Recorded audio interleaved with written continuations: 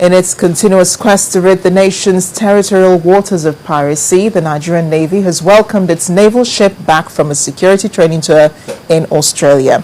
The ship, the NNS Thunder, was received at the Nigerian Navy base in Lagos by top military officers and families of the returning officers. Our correspondent, Orelua Shonibare, reports. The crowd gathered here at the naval base in Lagos is filled with great expectation. Top military brass from the Army, Air Force and Police are also here to witness proceedings.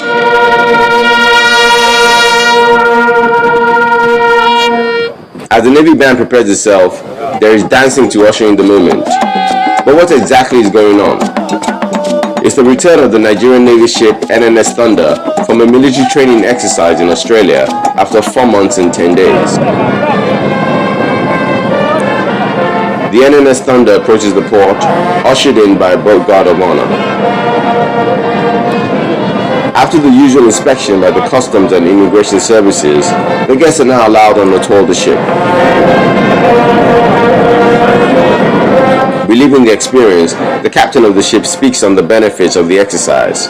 Policing of the territorial waters of Nigeria to flush out all the undesirable elements that are by way of pirates and illegal bunkers. When you go for flag showing visits like this, you are able to mix up with other navies of the world and carry out joint exercises with them, because the sea itself, as you all know, the earth's surface is 70% water, and as such the sea connects the whole world together. The climax of the day hits as families are reunited after a long wait. Emotions are high and love is in the air at the right time for the Christmas season.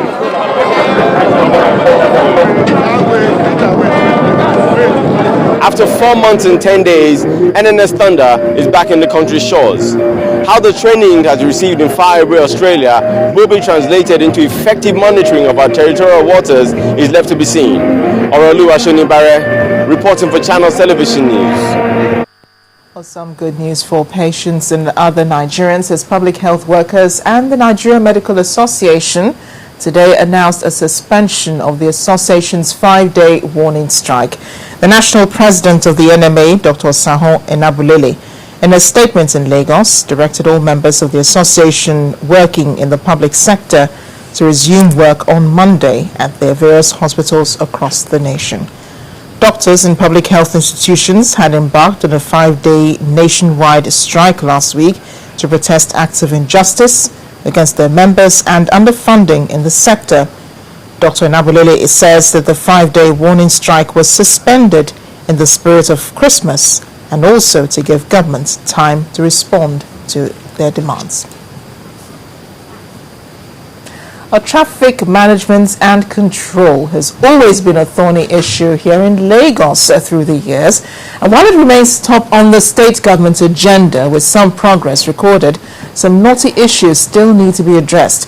Well, this report looks at Lagos state government's plans for the coming year, including the birth of the public transport management system and the taxi policy.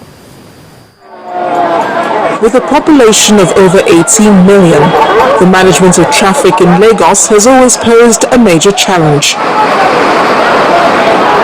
On August 17, 2012, the state government introduced the new road traffic law, aimed at bringing a measure of order and sanity to Lagos roads. That law brought about the state public transport management system and the taxi policy.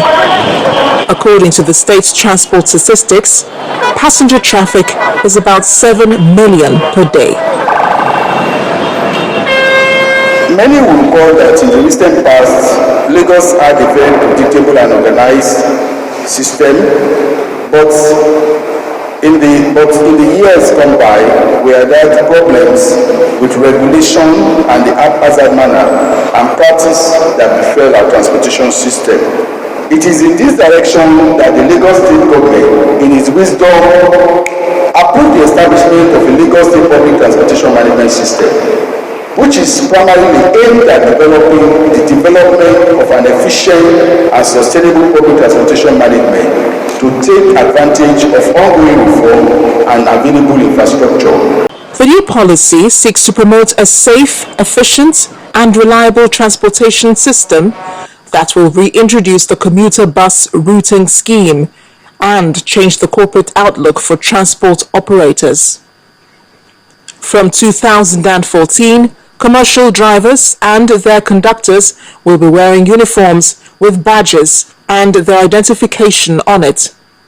Also, a new database will be created, new number plates allocated and controlled, including licensing of new commercial vehicles, and above all, review of the state taxi scheme.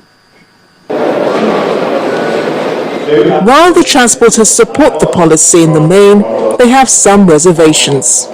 The policy is a good one, but I am more concerned about standardization of vehicles on our roads, especially vehicles that are going to be used for transport or to carry passengers.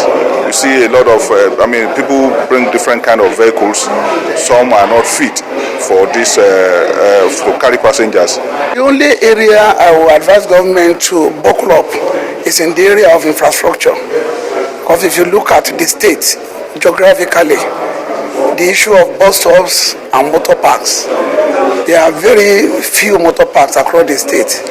That's the only area I want them to improve on that. They should establish more motor parks, build more bus stops for the policies to be successful. The state government should arrange a loan with a low percent or even no interest to allow us to survive in the business of the taxi operators in Lagos State. The Lagos State government intends to ensure full implementation of the policy in the coming year.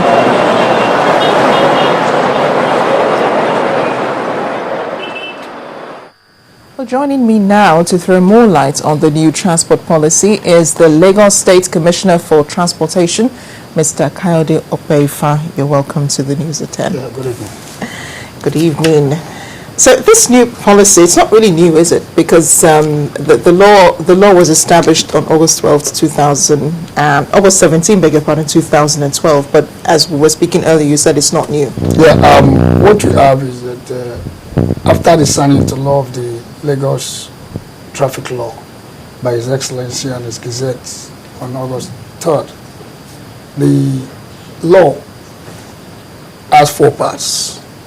It has, the first part is the sections of the law. The second part deals with the areas that are restricted for motorcycle. The third part talks about the vehicle inspection services. And the fourth part talks about the regulations, which is the power of the commissioner to make. And basically it deals more about public transport. When the traffic law was signed into law, we informed Lagosian that it has 5 major objectives. 1, improve safety and security of the transport sector. 2, improve public transportation. 3rd is on traffic flow and traffic management. The 4th on the ease of enforcement and compliance. And the 5th one is to improve quality of life. Now, we have gone through 1.5 years of that traffic law. So we are now moving into the 4th schedule of the law, which is the public transport and the regulation section. And what we said is not practically new is that it's already contained in the road traffic law. So what we have just done is to create a policy around it so that people can better understand it and we can get a regulatory framework to have it easy in terms of implementation.